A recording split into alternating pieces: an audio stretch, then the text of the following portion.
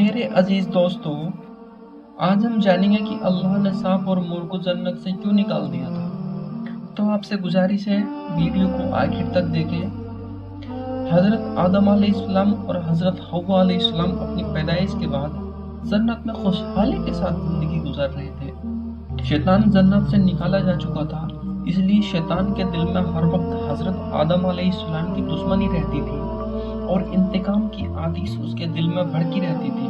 दोस्तों, शैतान को जब ये मालूम हुआ कि हजरत आदम अलैहिस्सलाम को जन्नत के तमाम मेवे खाने की इजाजत मिल चुकी है, लेकिन सजरे ममनुआ यानी गंदम के दाने को अल्लाह ने खाने से मना कर दिया है, तब शैतान जमीन से आलम वाला यानी जन्नत की तरफ रवाना हुआ।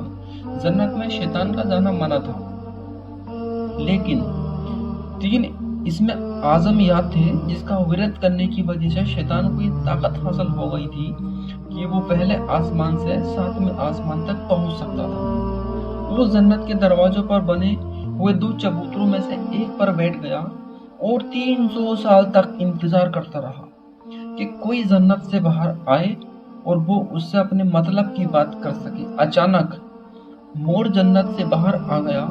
उसको देखते ही शैतान बहुत खुश हुआ और उससे कहने लगा, एक खुशनुमा परिंदे, तुम कौन हो?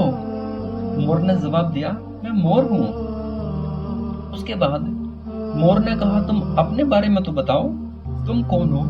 शैतान ने कहा, मैं आलम में करोबिया का एक फरिश्ता हूँ और हमेशा अल्लाह की याद में रहता हूँ। झूठ बोल गया वो। तो मैं ये चाहता हूँ कि जन्नत में मैं भी जाऊं और वहां की नेमतों को अपनी आंखों से देखूं। शैतान ने कहा मोर से, अगर तुम मुझे जन्नत के अंदर लेकर चलोगे तो मैं तुम्हें 3 ऐसी बातें बताऊंगा जिससे तुम अब्दी जिंदगी हासिल हो जाएगी। तुम्हें कभी बुढ़ापा और बीमारी नहीं आएगी और तुम हमेशा जन्नत में रहोगे। लालच में आकर मोर ने कहा, मुझ में तो इतनी ताकत नहीं है कि मैं तुम्हें जन्नत में ले जाऊं, लेकिन एक सांप मेरा दोस्त है, वो शायद तुम्हारी कोई मदद कर सके। ये कहकर मोर सांप के पास आया और उसे सारा माजरा सुनाया। सांप भी शैतान की बात से बहुत खुश हुआ। फिर दोनों शैतान के पास आ गए तो शैतान ने उन दोनों से बोला कि मुझे भी जन्नत में लेकर चलो। उन्होंने कहा, अल्लाह ने हमें मना किया है। शैतान ने मोर और सांप को जज्बाती बातें देना शुरू कर दिया।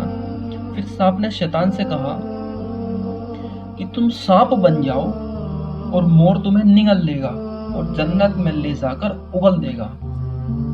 आपको बता दूं कि सांप जब जन्नत में था तो उसके मुंह से बहुत अच्छी खुशबू आती थी और इसके पैर भी होते थे और जैसे आज हैं, पहले इससे भी ज्यादा खूबसूरत हुआ करता था। उसके पैर भी खूबसूरत थे। बस मोर ने जन्नत में शैतान को लेकर जाके उगल दिया।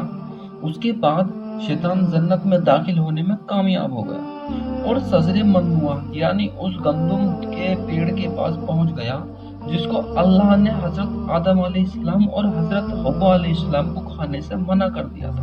वहीं दूसरी तरफ जन्नत के निगहबानों को तुरंत इस बात का पता चल गया कि शैतान जन्नत में दाखिल हो गया है। जब निगहबान शैतान को जन्नत से निकालने लगे तो अल्लाह का हुक्म हुआ कि इसे अभी जन्नत में ही रहने दिया जाए। शायद ये भी हजरत आदम अलैहिस्सलाम का कोई इम्तिहान था या अल्लाह की कोई हिकमत थी। जन्नत में रहने का हुक्म जब शैतान को मिल गया तो वो हजरत आदम अलैहिस्सलाम और हजरत हव्वा अलैहिस्सलाम के पास जाकर मोहब्बत और अकीदत का इजहार करने लगा और ये दोनों शैतान को पहचान ना सके क्योंकि उसने अपना हुलिया बदल लिया था। उसने हजरत आदम अलैहिस्सलाम से कहा कि मैं चाहता हूँ कि आप जन्नत में इसी तरह से खुशहाल जिंदगी गुजारते रहें। हजरत आदम अलैहिस्सलाम शैतान की बात सुनकर गहरी सोच में डूब गए। शैतान ने कहा, अगर आपने मेरी बात पर पूरा अमल कर लिया तो यकीनन आपको हमेशा जन्नत की हर नेमत हासिल रहेगी। ये सुनकर हजरत आदम अलैहिस्सलाम शैतान के बेकामी में आ गए और पूछने लगे कि ये किस तरह मुमकिन है। तभी शैतान ने कहा, अगर उस गंदम के दाने को आप दोनों खा लो तो आपको अब्दी हयात हासिल हो जाएगी और आप जन्नत में ही रहोगे। ये बात सुनकर हजरत आदम अलैहिस्सलाम के दिल में रुझान पैदा हुआ, लेकिन उनके दिल में अल्लाह की नाफरमानी का खौफ आ गया। लेकिन हजरत हव्वा शैतान की बातों में आ गई اور ان کے کہنے پر دونوں نے اس گندم کے دانے کو کھا لیا، جس کے بعد دونوں کے لباس مطلب دونوں کے اوپر سے جنتی لباس اتر گئے۔ دوستو، واقعہ تو بہت بڑا ہے، لیکن ہم آپ کو کم لفظوں میں سمجھانے کی کوشش کریں گے۔